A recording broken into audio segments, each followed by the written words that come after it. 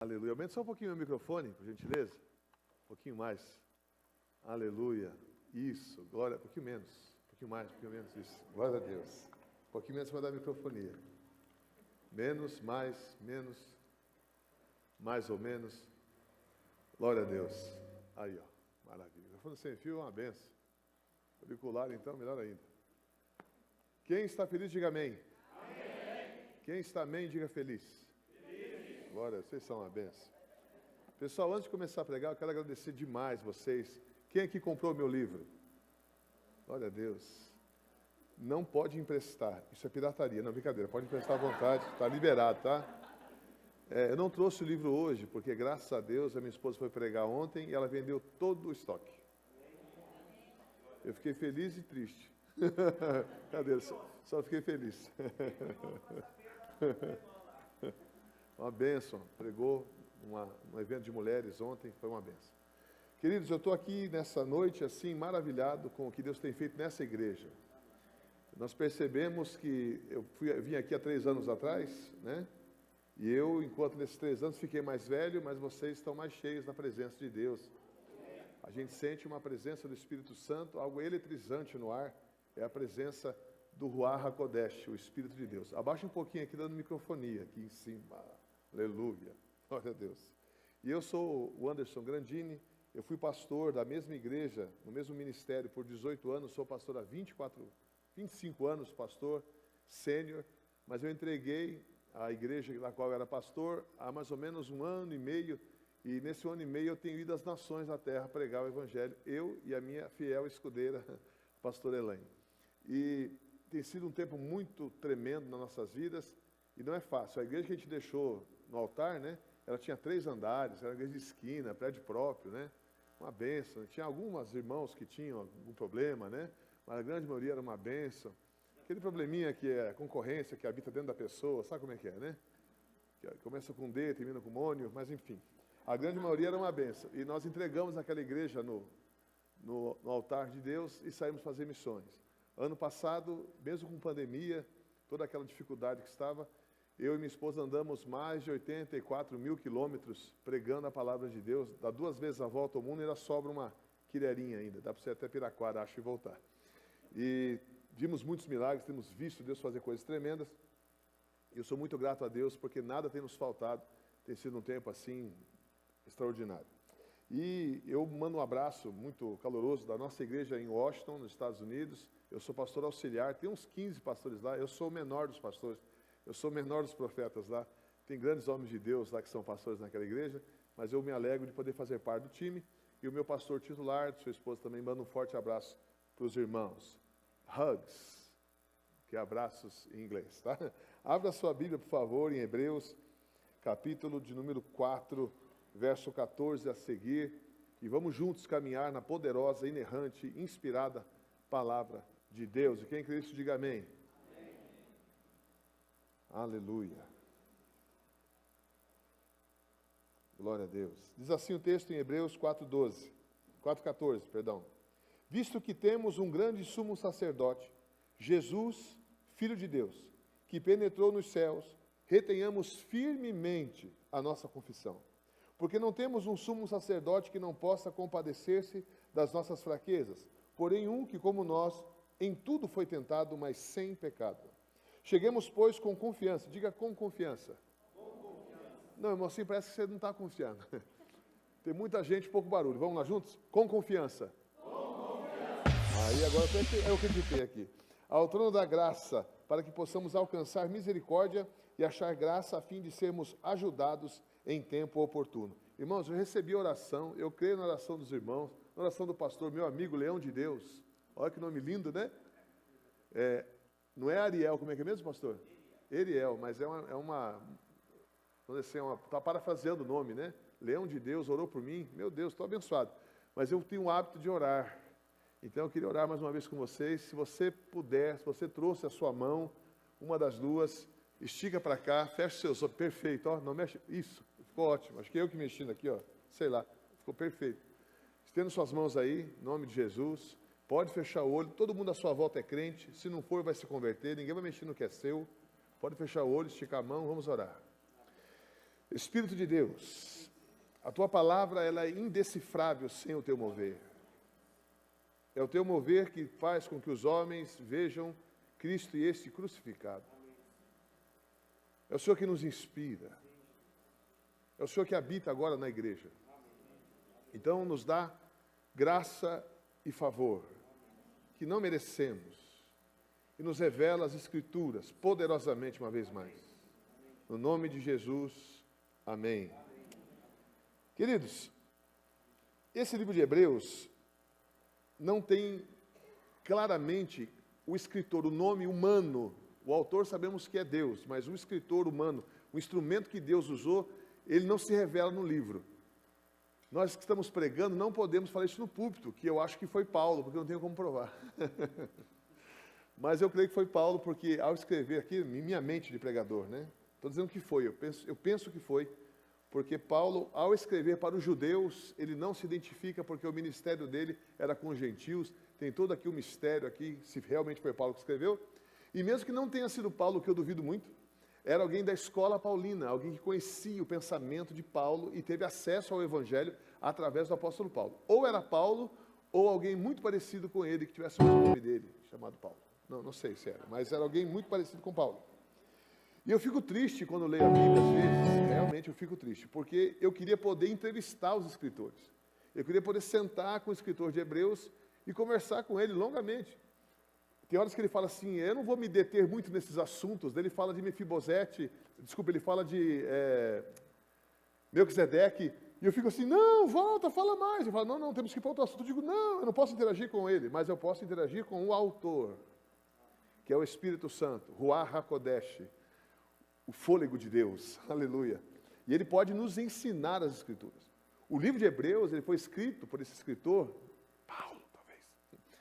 E ele escreveu para os hebreus porque eles eram cristãos que tinham uma história, eles tinham raízes no judaísmo, eles tinham sido judeus a vida toda, por gerações.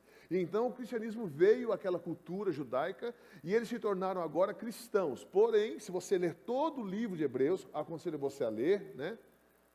Esconde o controle remoto da Netflix, da Amazon, e daí você pede para alguém esconder para você e vamos ler Hebreus todo, vai ser tremendo para a sua vida.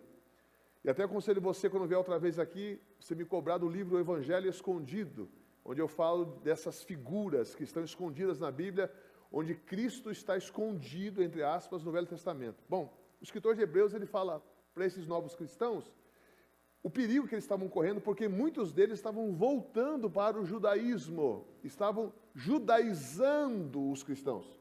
Eles estavam afirmando que alguns costumes da lei deviam ser ainda observados. E chega um momento do livro que o escritor diz assim, vocês que foram iluminados, vocês que viram o dom de Deus e agora estão voltando, vocês não há mais esperança para vocês. O que significa isso de fato? De fato, alguns cristãos, judeus, essa mistura desses cidadãos aqui de Hebreus, eles estavam confessando Jesus como seu Senhor, mas ainda indo no templo levar animais para o sacrifício. É isso que o escritor está dizendo. Vocês não podem confiar no sacrifício de Cristo e ainda trazer animais ao templo para ofertar. Está vendo que há uma dicotomia de fé? Como é que você crê que Jesus é o sacrifício pleno, se você ainda traz animais para serem mortos no altar, fisicamente falando, materialmente falando? E esse escritor está explicando, olha, Jesus, ele é o cumprimento, todos aqueles animais do passado eram sombras. Quem está me entendendo, diga amém. Pastor, você fala muito rápido, querido, eu era gago, dá glória a Deus, já está bom demais.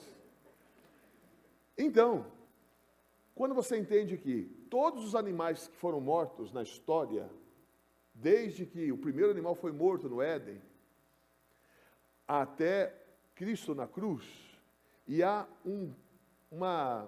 eu vou falar aqui de sombra e revelação, mas a sombra são todos os animais que morreram, a revelação é Cristo. Para você ter uma ideia, Jesus é crucificado que hora na cruz? Que eles colocam ele na cruz, quem lembra? Quem estava lá? Hein? Que hora que ele foi crucificado? Não, ele morreu às 3, que hora que ele subiu à cruz, que foi pendurado na cruz, quem lembra?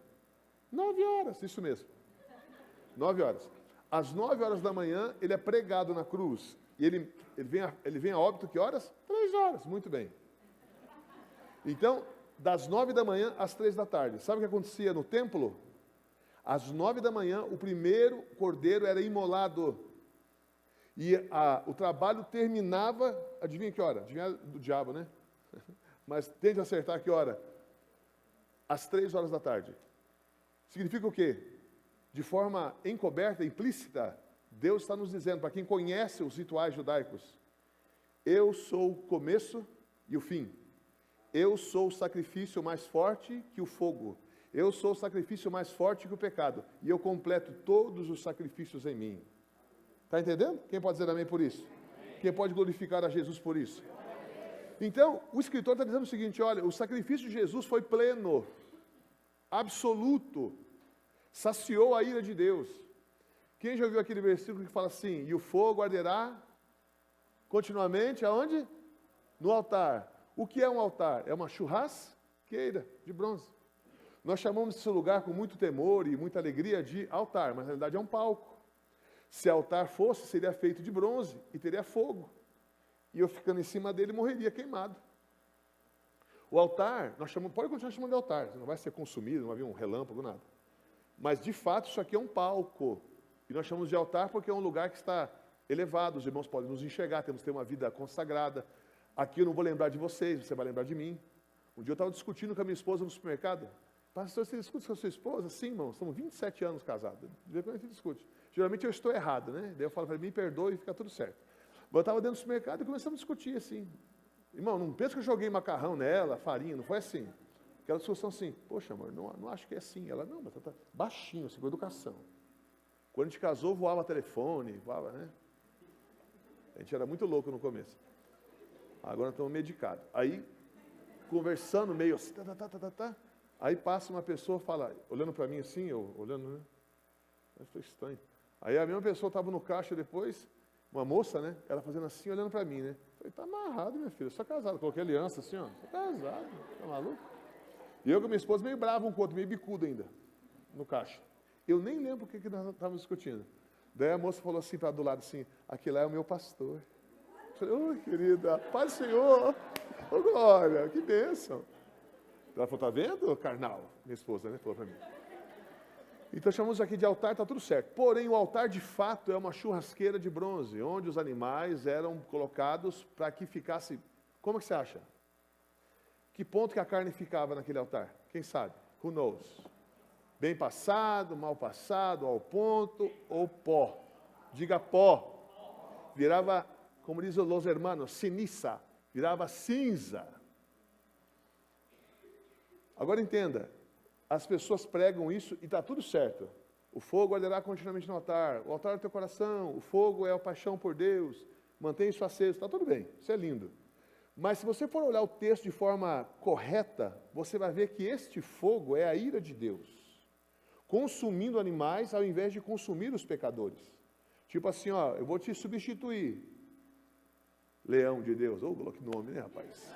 E eu chamo Anderson, vai vendo, ó, Jesus. Por causa da margarina, Anderson Clayton. Há poder no sangue. Aí, em vez de eu matar você, pastor, Deus falando, né? Eu vou aceitar esse animal aqui. Você vai em paz e o animal morre no seu lugar. Eu queria até fazer aqui um rápido teatro para você entender daqui a pouco isso aqui.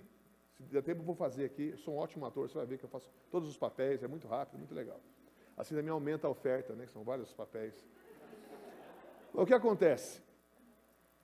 Quando aqueles animais eram colocados sobre o altar, sobre aquela churrasqueira, o fogo continuava aceso, animal após animal, durante muitos séculos eram colocados sobre o altar, o fogo nunca apagava, e aquilo consumia a oferta. Pelo menos tecnicamente assim deveria ser. Agora entenda algo aqui. Esses animais eram uma sombra daquele ser que viria, que era 100% humano e 100% divino. E que ele sim pagaria o preço definitivamente pelos pecados dos homens. Dá um glória a Deus aí por isso. Agora entenda algo aqui. Se você... Pastor, não estou entendendo, eu vou desenhar para você. Em Êxodo, ou alguns, né, dizem Exodo, mas é Êxodo. Quando o povo de Deus está lá em Gozen, perto da terra do Egito, e Deus, através de Moisés, avisa eles, olha, vai ser a última noite que vocês serão escravos. E vai ser uma noite em que vocês vão ceiar, vocês vão comer, chuta que animal. Um cordeiro. Vocês não vão quebrar nenhum osso dele. Ó, referências a Cristo. Nenhum osso do cordeiro será quebrado. Você vai comer ali e não pode quebrar nem uma patinha, nada. Ele tem que estar inteiro, os ossos inteiros dele. Vocês vão comer já cingidos aos vossos lombos, de roupa, já prontos. E vão pegar o sangue desse animal e fazer o quê? Vão jogar nos umbrais. Se você fizer, vamos imaginar aqui, né? Que aqui é uma porta. E você pegar um isopo, como se fosse um pincel, com sangue, e você fazer assim, ó, 1, 2, e cruzar em cima. O que vai formar? 2 cruzes com o que no meio? Uma porta no meio. De novo, o que é isso, pastor? É uma sombra do Calvário. Porque Jesus morreu entre 2 cruzes e ele é a nossa porta de salvação. Então, por toda a Bíblia, tem essas nuances, essas sombras do Evangelho que Deus já tinha preparado antes de fazer o ser humano. No tempo da eternidade, que também a Bíblia chama de Evangelho eterno, Deus já sabia o que ia fazer. Então, o que acontece? Eles pintam com sangue e o anjo da morte vem. Quando o anjo da morte vem, ele vai entrar na casa dos hebreus. O que o anjo da morte vê? Suponhamos, né? O anjo vai entrar na porta. O que ele enxerga? O sangue do cordeiro. Então, qual que é a lógica? Ele veio para matar o primogênito. Mas quando ele... Só o primogênito. Ó, de novo, quem que é? Cristo. É o primogênito de toda a criação. Não é que ele foi feito primeiro, irmãos. Ele sempre existiu. O primogênito para um judeu, para alguém com a mente judaica, é responsável pelos irmãos menores. Ele é Deus. Jesus é Deus.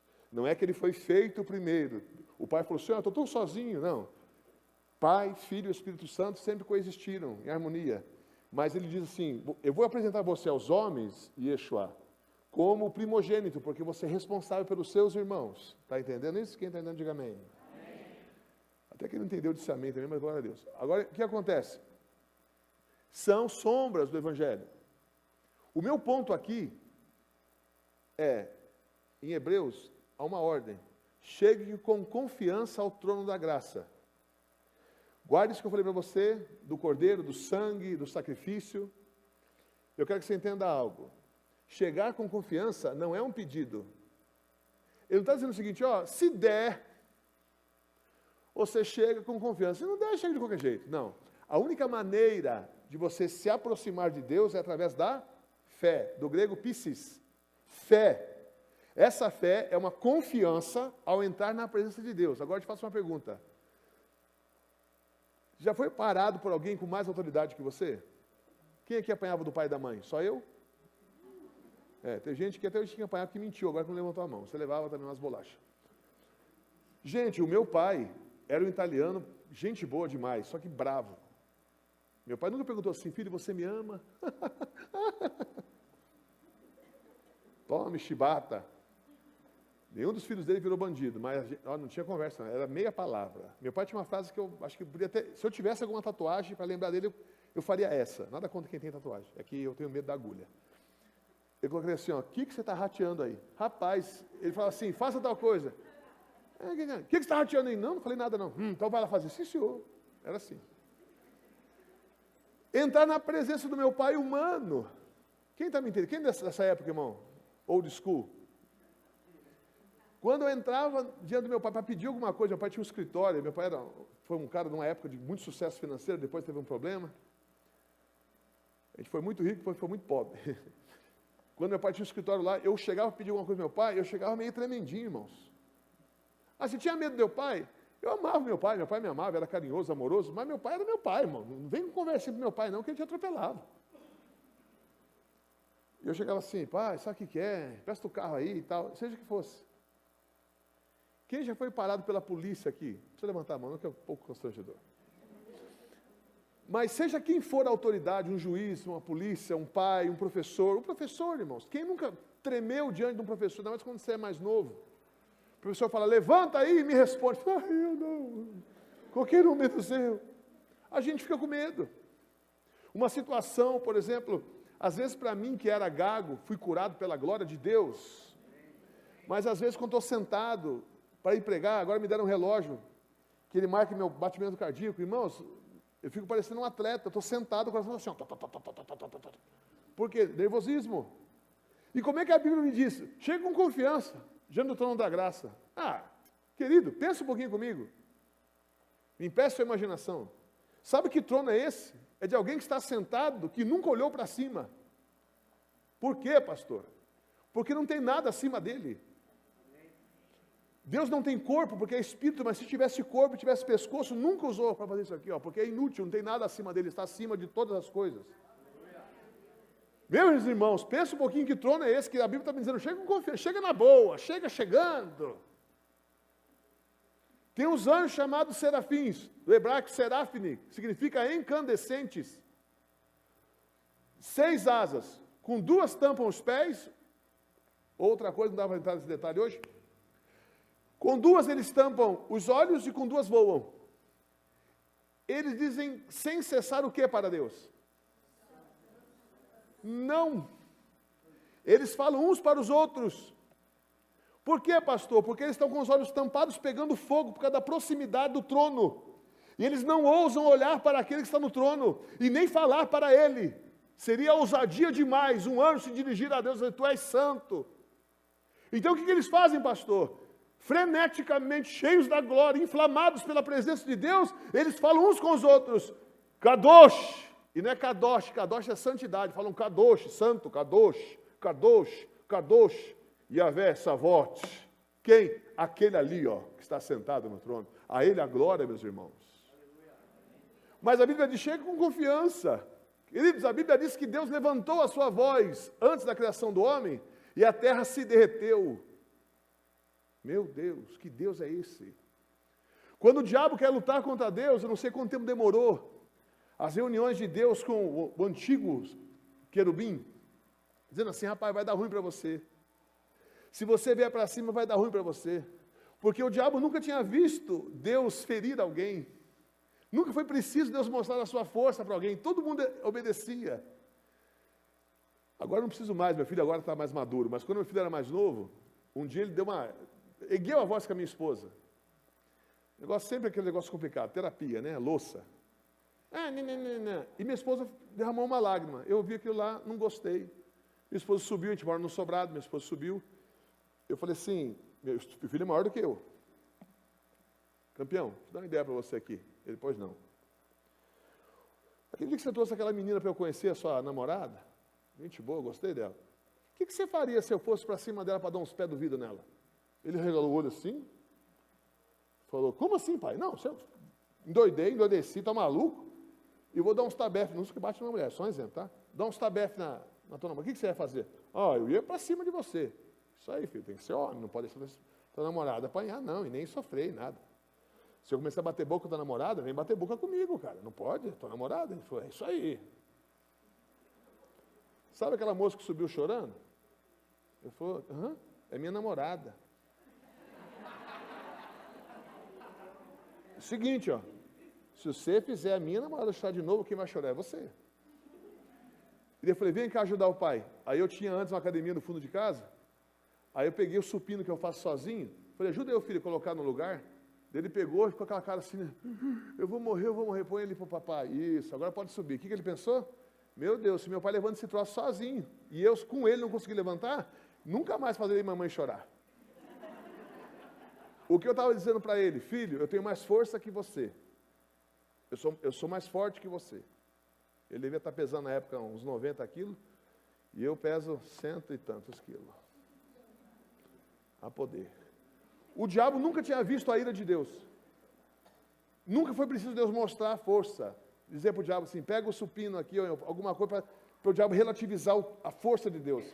Quando o diabo se levantou, Deus não foi lutar. Deus mandou um anjo, cujo nome é quem é como o Senhor. E o diabo até hoje está buscando o chifre dele.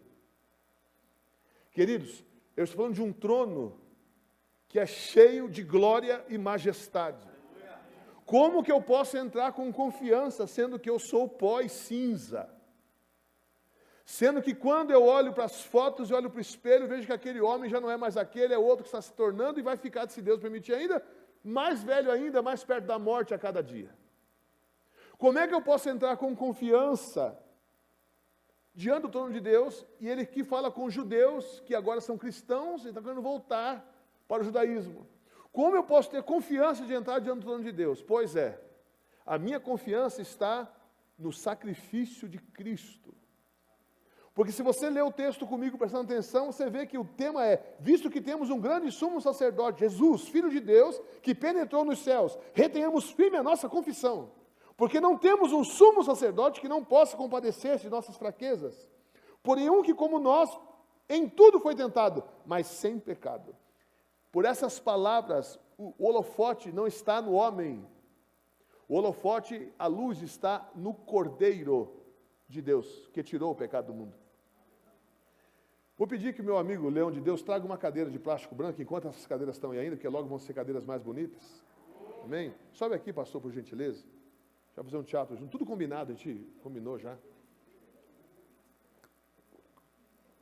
O senhor não vai precisar falar nada, só ficar aí.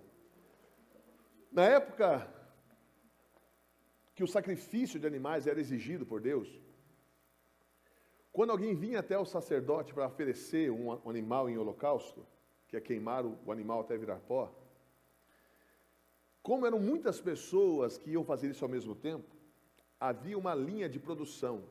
Então tinha um sacerdote aqui, treininho, vamos dizer assim, né? Que ele observava se estava tudo certo para poder dar prosseguimento. É como no aeroporto, que primeiro vê a passagem, enfim, até que chega no momento de embarcar.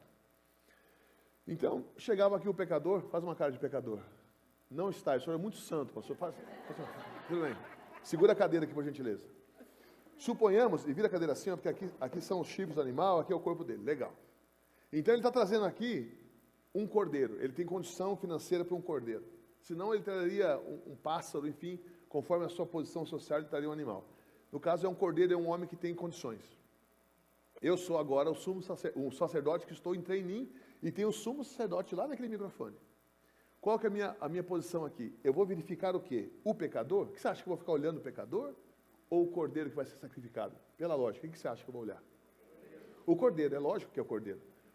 Então, eu não vou, segura aqui, pastor, não tira a mão do bicho aqui, senão ele vai escapar.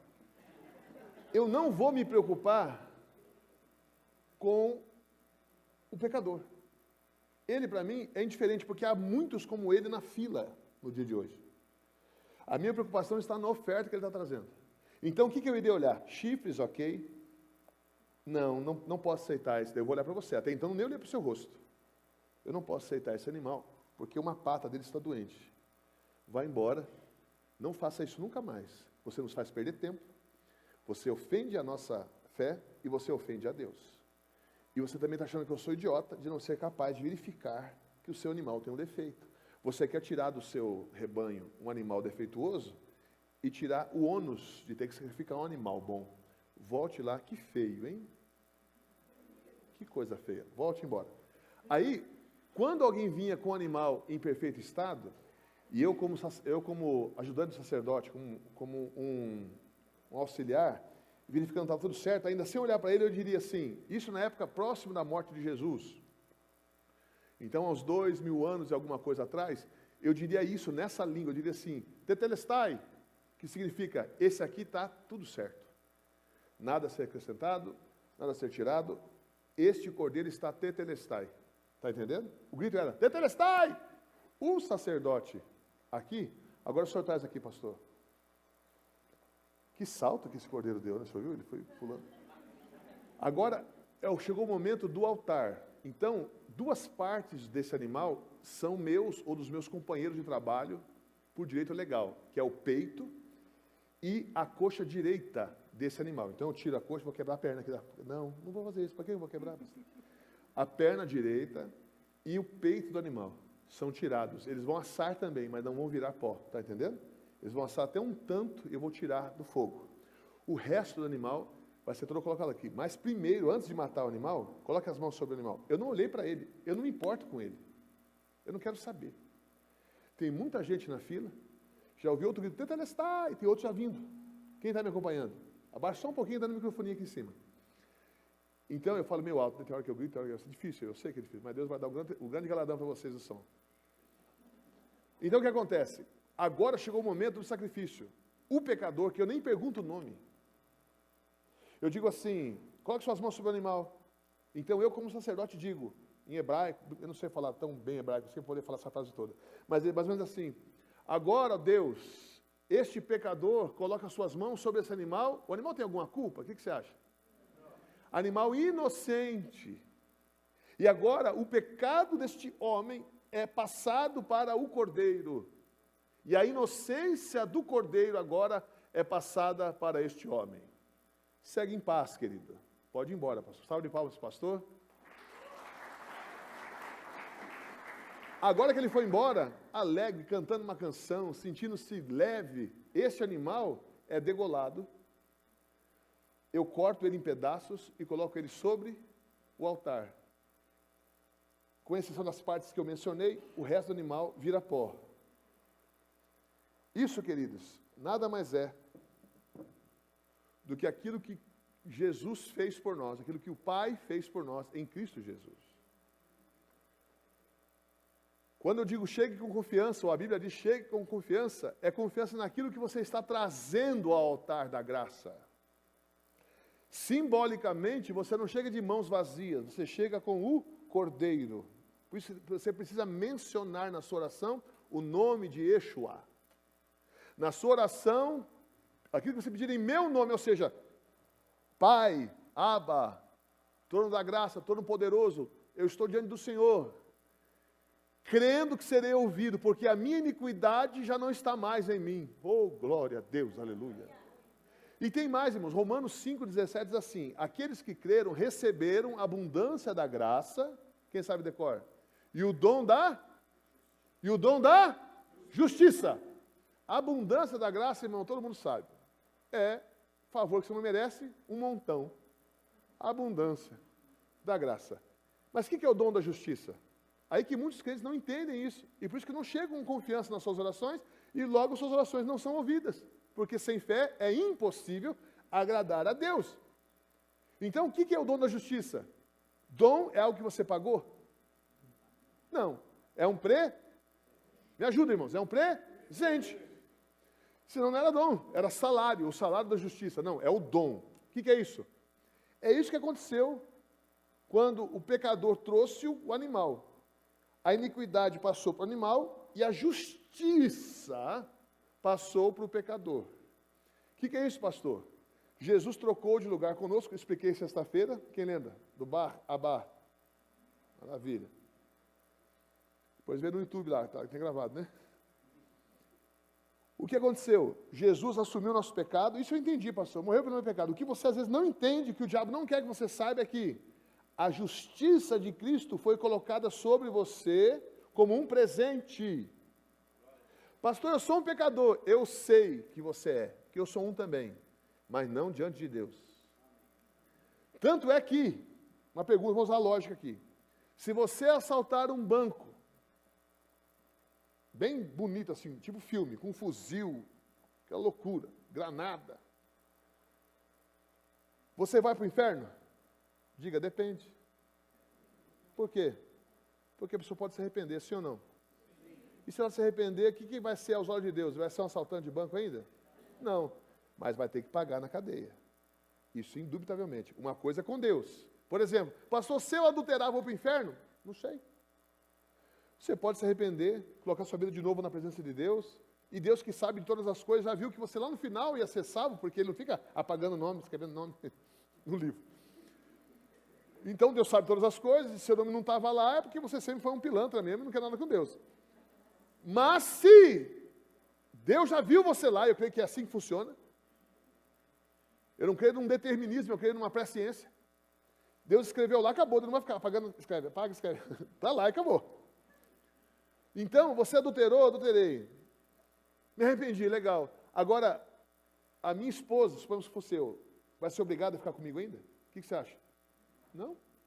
E do jeito que eu conheço minha esposa, não vai ficar mesmo.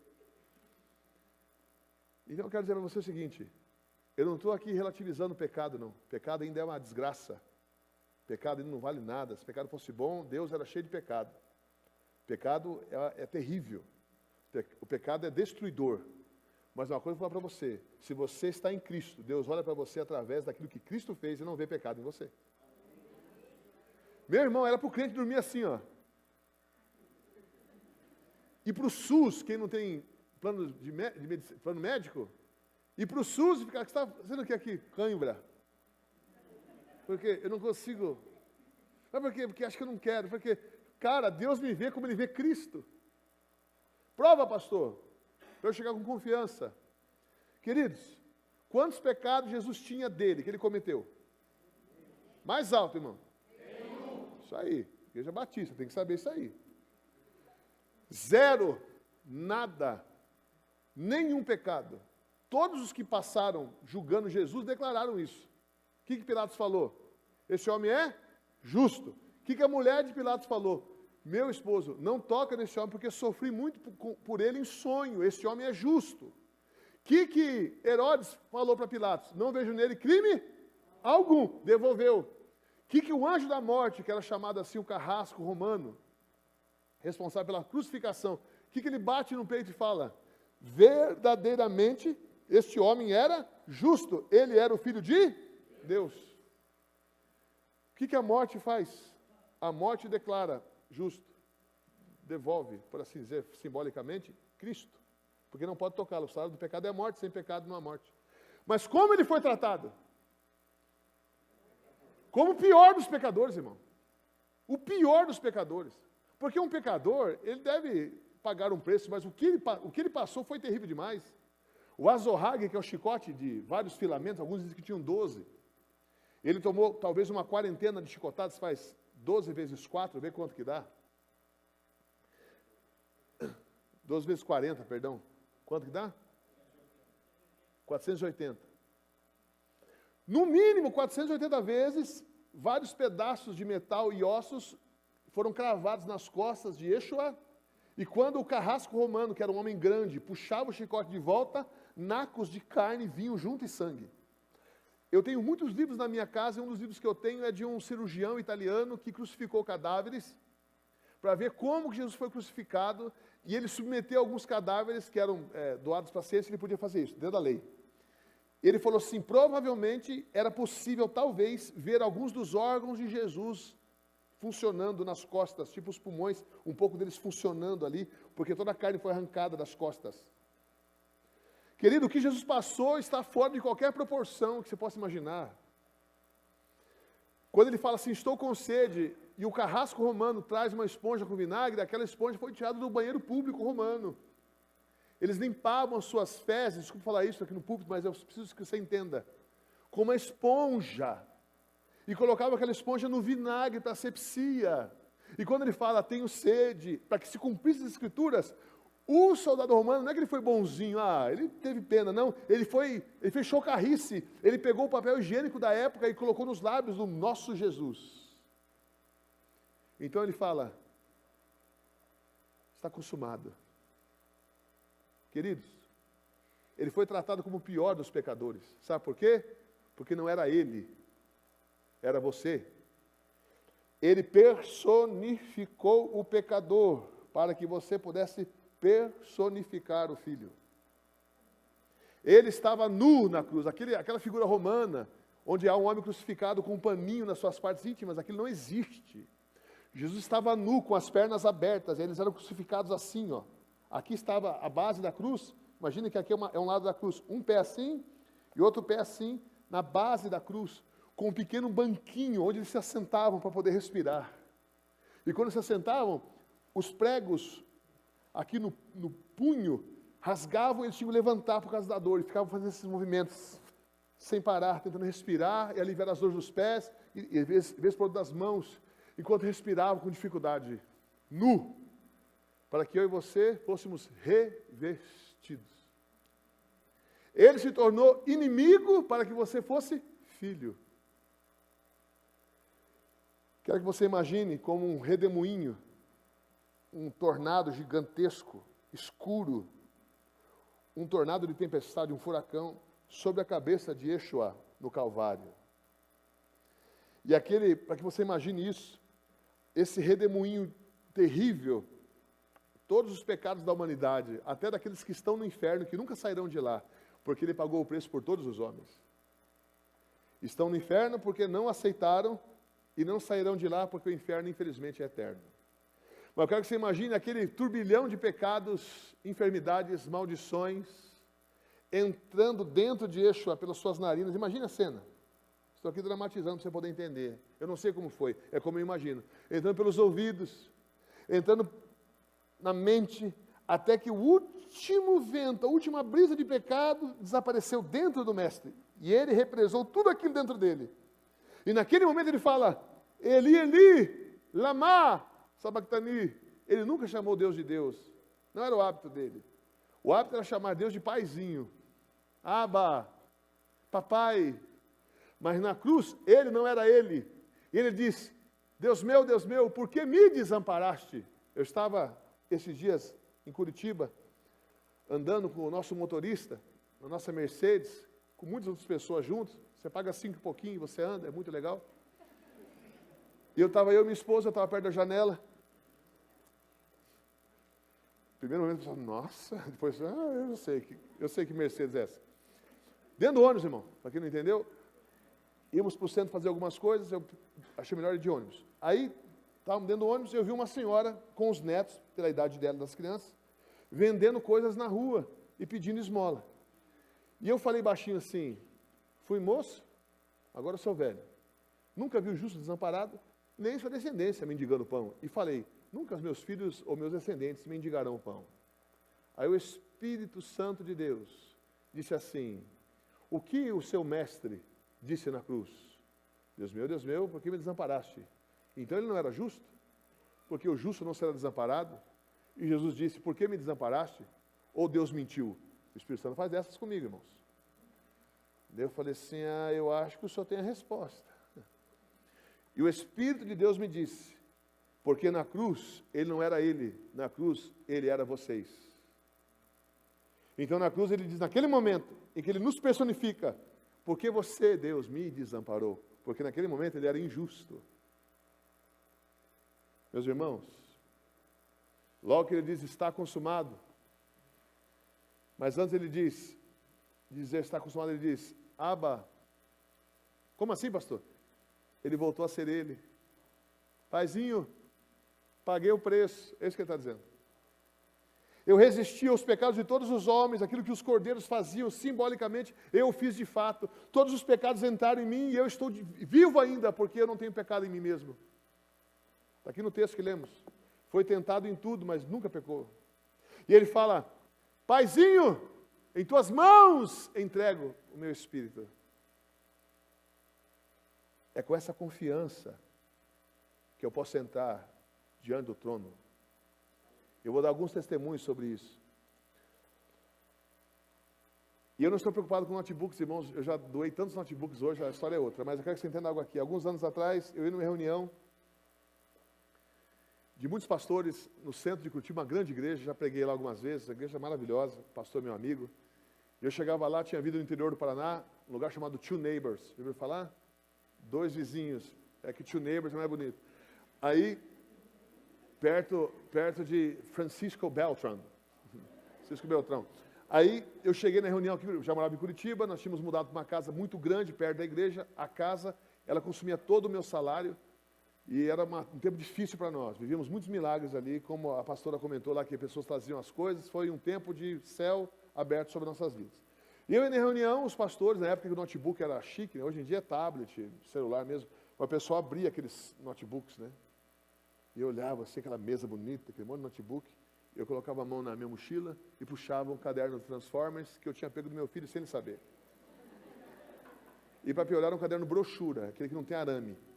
Eu abria, pegava a caneta, anotava o que o pastor falava. Primeira vez que fui naquela reunião, eu me senti um nada. Fui embora derrotado, com meu caderninho, minha caneta, os pastores, tudo com notebook. E eu comecei a orar na minha casa, que era muito grande. Tinha um teto, um pedaço do teto, que era vidro. E eu podia ver as estrelas à noite. Eu falei, Deus, vou fazer uma campanha de oração aqui, eu e o Senhor, às 4 da manhã, às vezes até o sol nascer, aqui orando pelos missionários. Tudo mentira, irmão. Pelos missionários. Eu orava pelos missionários. Paz mundial. Eu queria um notebook. Aí eu orava, né? 4 da manhã, pegava uma coberta, era julho. Pegava a coberta ali, Senhor, pessoa lá no Japão, chorava até a hora que acabava toda aquela coisa, falava assim, e pai, me dá um notebook, porque está chato essas reuniões, só eu que não tenho. Amém, ia dormir. E durante um mês eu orei assim. Na última quarta-feira, o pessoal chegou lá, e eu assim, ó. Tinha aquele, como é que chama o líder dos Autobots? Ô, gente, ajuda aí. É o Optimus Prime. Tinha o Optimus Prime na capa. Te odeio, Optimus Prime. Eu não estava. Aí naquela madrugada eu acordei assim, peguei a coberta, frio, irmão, frio, quase 0 graus. Entrei lá no lugar lá, teto de vidro, colei a coberta, ajoelhei, bravo.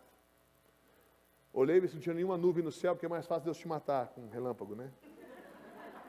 Só estrelas.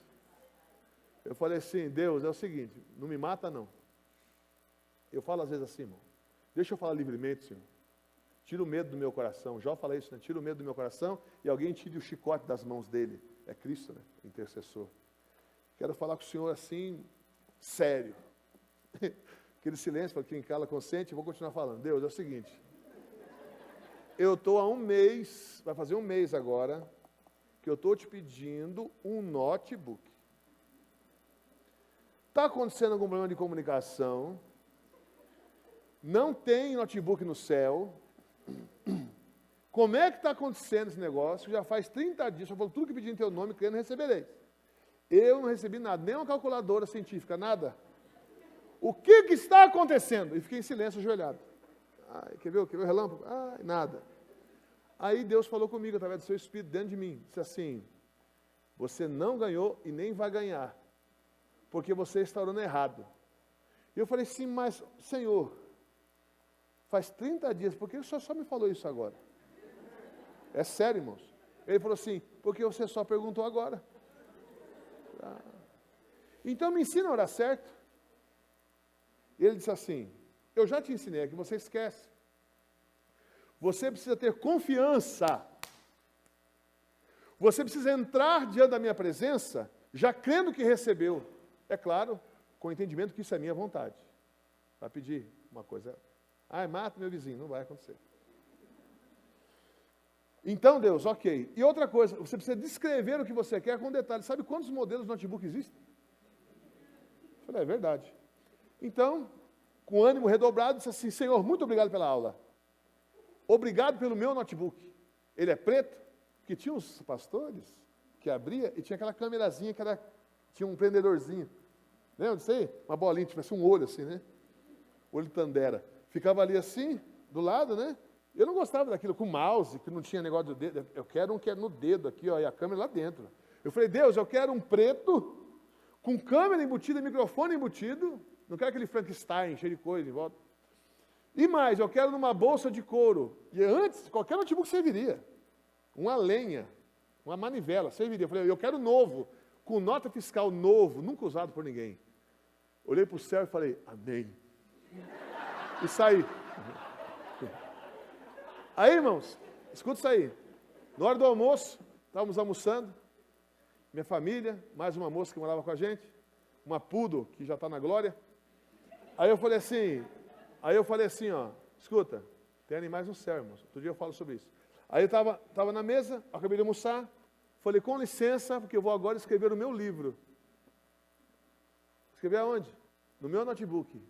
Notebook? Irmão, nós estávamos lutando pelo alimento. Meu notebook, que o meu aba me deu essa madrugada. Me deu hoje. Aí eu levantei, minha esposa atrás de mim, meus filhos atrás de mim, a moça que morava junto com a gente e a cachorrinha, todo mundo atrás. E eu pensei assim, poxa, eu não tenho notebook nenhum ainda. Aí eu entrei no quarto, tinha uma cômoda lá, um quarto bem grande, a casa era enorme. Abriu nada. Estou escrevendo nada. Usei o mouse do nada. E eles começaram a rir. Ih, papai enlouqueceu. Papai está doido. Resumindo, naquele mesmo dia eu estava numa célula, e Deus abençoe as células dessa igreja, que multipliquem muito, em nome de Jesus. Lembre de mim quando entrares no reino, tiver 3.000 pessoas aqui, se me chama ainda. Aí o que acontece? Naquela célula alguém me liga, eu estou ali, eu falei, amor, conduz aí. Estou orando, de olho fechado, saí na rua ali, alô? pastor, posso ir na sua casa hoje? Eu falei, pode. É o dia que Deus falou comigo que se eu dissesse o que eu queria, se eu cresce, se eu agradecesse com confiança, receberia. Eu falei, pode vir sim. Pastor, eu vou chegar tarde. Eu falei para ele assim, até a meia-noite é hoje. Ele falou, ok. Irmãos, 15 para meia-noite, esse cara encosta uma caminhonete na frente da minha casa. E eu assim, ó, ele não sabia de nada, ninguém sabia que eu queria um notebook, só eu e Deus, e agora minha família, que eu tinha comentado com eles. Sai da caminhonete ele, a esposa, os 2 filhos dele, eles descem, eu digo assim, antes de vocês saírem do carro, eles pararam. Vocês estão trazendo para mim um notebook novo, com nota fiscal, e uma bolsa de couro preta, nova também, que vocês acabaram de comprar. Eles começaram a chorar, olharam um para o outro. Você falou para ele? Ela não. Você falou para ele? Ele disse não. Aí eu disse assim, ninguém precisou falar. Eu estou ouvindo da oração, e eu sei o que vocês estão trazendo. Fiquei até com fama de profeta ainda. Eles desceram com aquelas 2 caixas na mão, me entregaram aqueles embrulhos, eu abri, irmão, é muito louco você abrir uma coisa sem saber o que tem dentro, já sabendo o que tem. É tipo Superman. Eu abri e mostrei a bolsa para minha família, ninguém estava rindo mais. E eu assim, ó, bolsa. Rasguei o outro papel, notebook. Que cor? Preto. Tudo que eu tinha pedido oração, nunca tinha sido ligado antes. E eu comecei a dançar na sala e falei, quem que está rindo agora? Confiança. Essas coisas começaram a mudar a minha vida. Quer ver outro exemplo sobre pessoas, sobre vidas? Me dá mais alguns minutos. O meu irmão, ele era o dobro do meu tamanho. Imagina um cara pequeno. E minha mãe, tipo um palumpa, pequenininha. Não sou filho do leiteiro, sou a cara do meu pai. Só que eu e meu irmão somos muito grandes. Minha irmã, que está na glória já, era menorzinha. O meu irmão, ele não conhecia o Evangelho, ele era alcoólatra, muito violento e um homem muito solitário. Já tinha seus 30 e poucos anos, não tinha nunca se casado, morava com a minha mãe e meu pai já tinha falecido. Um dia minha mãe me liga, fala assim, Anderson, estou preocupada porque o seu irmão me disse que está ouvindo vozes, e as vozes são vozes violentas que falam coisas terríveis para ele, e ele me pediu para dormir de agora em diante com a minha porta fechada, porque ele tem medo de perder a cabeça. Você imagina, minha mãe na época tinha talvez seus 60 anos, hoje ela tem quase 80, e o meu irmão, aquele homem grande, forte, e a minha mãe trancava a porta daquele dia em diante, mas com aquela fechadurinha de nada, um tapa no meu irmão, arrebentaria a porta. Ela falou assim, ore meu filho, peça a Deus por mim. E eu falei para minha esposa, nós entramos no quarto, ajoelhamos, e eu falei, Deus, eu tenho orado, eu lembrei do notebook, está entendendo? Eu tenho orado pelo meu irmão há quase 20 anos, e a cada dia ele está pior. Mais resistente ao Evangelho, mais nervoso, bebendo mais solitário, mais angustiado, mais oprimido, mas hoje eu vou orar diferente. Lembrei do notebook, lembrei desse texto que li para vocês aqui, Hebreus 4, 16. E falei, Pai, no nome de Jesus, o meu irmão é cheio do Espírito Santo. Pai, em nome de Jesus, meu irmão carrega uma Bíblia debaixo do braço, e meu irmão é o primeiro a chegar na igreja e o último a sair. O meu irmão é casado, tem filhos, e a esposa dele é uma bênção. E meu irmão é cheio do poder de Deus. E oramos 1 hora assim, e falei amém. No outro dia, minha mãe liga para mim, e eu, cheio de fé, sentei, porque fiquei com medo de desmaiar. Falei, meu Deus, alô, filho, você não sabe o que aconteceu. Eu falo, mãe, o que aconteceu? Ontem, às 8 horas da noite, fora que eu disse amém na minha casa. Às 8 horas da noite, o irmão se colocou de pé e disse assim, mãe, me traz uma Bíblia. Eu falei, o quê? Eu quero uma Bíblia. E eu não tinha outra Bíblia, eu peguei aquela Bíblia de mesa, grande, entreguei para o seu irmão. Ele pegou a Bíblia, colocou debaixo do braço, foi calçando o tênis. E eu perguntei, filho, onde você está indo? Ele falou, mãe, eu não aguento mais minha vida. Eu vou sair pela rua, e a primeira igreja evangélica que eu achar aberta, eu vou entrar lá e vou entregar a minha vida para o Senhor Jesus. Meu irmão naquele dia se entregou para Cristo, uma moça olhou para ele, grandinha também igual ele, falou, esse grandão é do meu número. Se apaixonaram. Hoje eu estava conversando com meu irmão esses dias na casa da minha mãe, são raras as vezes que eu posso ir para lá, a gente viaja bastante, mas quando eu posso estar em São Paulo, eu sentado na sala com meu irmão, Eu falei para ele assim, Emerson, como é que você lidera os homens da sua igreja, uma grande igreja? Ele falou assim, no dia que tem reunião, eu chego 1h30 antes, dobro meu joelho na igreja sozinho, e ali eu oro a Deus. E naquele dia que tem reunião com os homens, eu não como, eu fico em jejum. E tenho pedido que Deus me dê graça para não atrapalhá-lo, porque eu não quero atrapalhar a Deus. É assim que você faz nas suas reuniões? Eu falei, igualzinho. 2 horas eu chego antes. Meu irmão, teve uma mudança, porque uma vez eu entrei com confiança diante do trono da graça. Último testemunho. Me aguenta mais um? Amém? Estava pregando no outro país, num ginásio, e um tradutor junto comigo, equipes do Brasil.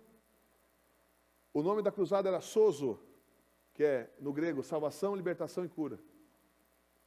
Estava pregando sobre cura. Entra uma pessoa atrasada, um rapaz, todo torto. Ele vem caminhando devagar. O Espírito de Deus fala comigo assim, desça da tribuna e mande ele se endireitar. Fingi que não era comigo, estou fora de área, offline, liguei o modo avião e eu ignorei a voz. Ele veio todo torto, que eu pensei, esse cara é todo torto, ele não vai ficar curado nunca. E sentou na frente, na primeira fileira de cadeiras. Ele sentava torto, porque ele tinha dificuldade até para sentar. E eu pregando, e o Espírito Santo manda ele ficar de pé. Eu offline, não sei de nada, não é comigo, né? Me inclua fora dessa. E preguei, terminei de pregar, saí de cena, as equipes do Brasil ficaram em posição, e aquela multidão veio receber a oração de várias pessoas que estavam em equipe ali. O rapaz se levantou, estou de longe enxergando, vendo. Por que você não orava, pastor? Porque eu, como preguei 2 horas de pregação, se eu ficasse na frente, eu ia achar que eu era o cara. Daí as filas iam só para mim. Então eu saía de cena e eles oravam. Porque eu sou igual a você, para piorar, sou até corintiano. Aí, misericórdia, né? Aí, alguém disse aleluia. Mas, enfim, aí, o rapaz veio todo torto, na fila, ungiram ele com óleo, oraram por ele, nada aconteceu, ele voltou torto para a cadeira, e eu pensei, aqui você tem acesso aos meus pensamentos. Eu falei assim, bom, de qualquer forma, amanhã ele não vai voltar, porque ele não foi curado, então, beleza, vai na paz, amanhã ele não vai roubar minha fé, porque ele está roubando minha fé, está muito torto esse cara. Eu estou falando sobre cura, é difícil assim. Gente foi curada de câncer, um monte de gente com problema foi curado, foi uma benção, centenas de pessoas foram curadas. Beleza. No outro dia, estou lá pregando, o rapaz chega atrasado de novo, porque ele fazia de propósito. Chegou atrasado de novo, todo torto, sentou na primeira cadeira. E de novo o Espírito Santo, modo avião, não quero saber, não fala comigo, não é assim. Eu não vou mandar esse cara ficar de pé, porque ele é todo torto. Estou pregando, acabei de pregar, me sentei nas arquibancadas do ginásio. Assim, deu um vazare, né? Saí de lado assim, o pessoal se colocou na posição para oração, e eu fiquei lá na galeria, e Deus falou comigo. Não, eu olhei e vi que o rapaz não se levantou mais para entrar na fila. Ele gostou da mensagem, mas sabia que nada ia acontecer, então ele nem se levantou. E eu sentado na arquibancada pensei assim, esses meus obreiros são uma benção. Treinei esses caras exclusivamente para esse evento 3 meses. Dei o meu melhor para eles. Ensinei para eles tudo que eu sei sobre cura. Não é muita coisa, 3 meses até é demais, tinha que dar uma enroladinha. Ensinei tudo que eu sei sobre cura, libertação, salvação. Por que nenhum deles vai lá orar pelo rapaz? Ele falou, pois é. Eita. E eu que morri por você. Subi o Calvário, paguei o preço por você. Agora habito dentro de você e você tem visto tantos milagres, Anderson.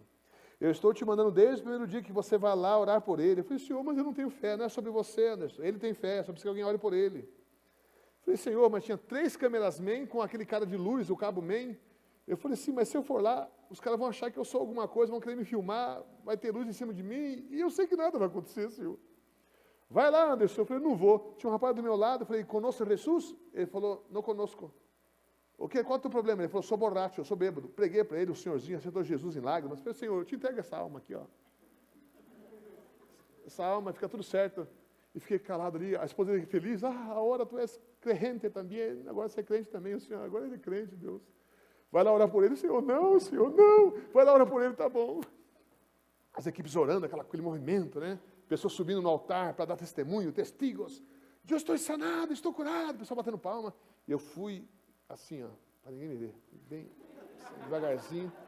Peguei o óleo assim, mas fui andando eu andava devagar, irmão, para ninguém me ver. Cheguei perto do rapaz, ele estava sentado aí na primeira fileira. Eu falei, o que se passa com você? Ele falou, sofri um acidente, perdi massa óssea na bacia, no fêmur, na tíbia. Aí eu ajoelhei. O pessoal do louvor pode estar subindo já, por gentileza? Aí eu ajoelhei. Nós temos combinado uma música, tá? Aquela que eu pedi. Aí eu ajoelhei, tirei o óleo e falei para ele assim, deixa eu ver sua perna, saca aquela pantalona. Ele puxou a calça, irmãos, parecia um tubarão, tinha mastigado a perna dele, cuspido ele fora. A perna era toda torta. Eu falei, por que eu fui pedir para ele mostrar a perna dele? Aí eu estou ajoelhado ali, irmãos. 3 luzes brilham em mim, o ginásio fica em silêncio. Eu falo, quer ver? Olhei, 3 câmeras me filmando. Eu olhei em volta, ninguém se movia. Aquela criança que estava chorando o culto todo, parou de chorar. A criança parou, olhou. Estou ali ajoelhado. Olhei para as equipes pararam de orar. Quem estava na fila parou de pegar a fila e todo mundo virou para mim. O ginásio todo olhando para mim. Eu falei, eu sabia que ia acontecer isso, Senhor. Aí peguei o óleo, mas comecei a lambuzar a perna do rapaz, para ganhar tempo. Falei, o que eu vou fazer aqui? Irmãos, a minha fé estava abaixo de 0. Em nenhum momento se sinta especial sem Cristo, que você não é nada. Eu estou ali, Senhor, me ajuda. Daí falei para ele, você crê que Jesus tem poder para ser um portento em tu vida? Ele falou, eu creio. Aí eu juntei as pernas dele, ajoelhado ali, juntei as pernas dele e falei, em o nome de Jesus, receba segundo a tua fé, o seu milagre. Soltei e falei sem olhar para ele, vai agora ao altar e dá o teu testemunho, com os olhos fechados, assim, derrotado, irmão, destruído ali, cabeça baixa. De repente eu ouvi o estádio começar a gritar, o ginásio começou a gritar. E eu virei me sentando no chão, lá da cadeira vazia agora, e olhei para o palco. Aquele moço estava correndo no palco, saltando e gritando, Jesus me curou, Jesus me curou. Eu falei, Deus, o que é isso? E ele me disse, filho, não é sobre vocês. Amém. É sobre o que eu fiz no Calvário. A minha vitória foi esmagadora e absoluta. Eu substituí vocês. É dessa confiança que o escritor de Hebreus está falando. Quando eu entendo que, sem nenhum ato de injustiça, Cristo foi considerado injusto.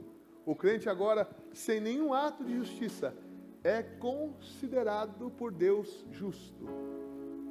Eu posso então orar com confiança. Eu e minha esposa, pode se colocar de pé, por favor, parecer que vai acabar. Eu e minha esposa, nós ficamos presos no aeroporto de um dos países do mundo que nós fomos ano passado.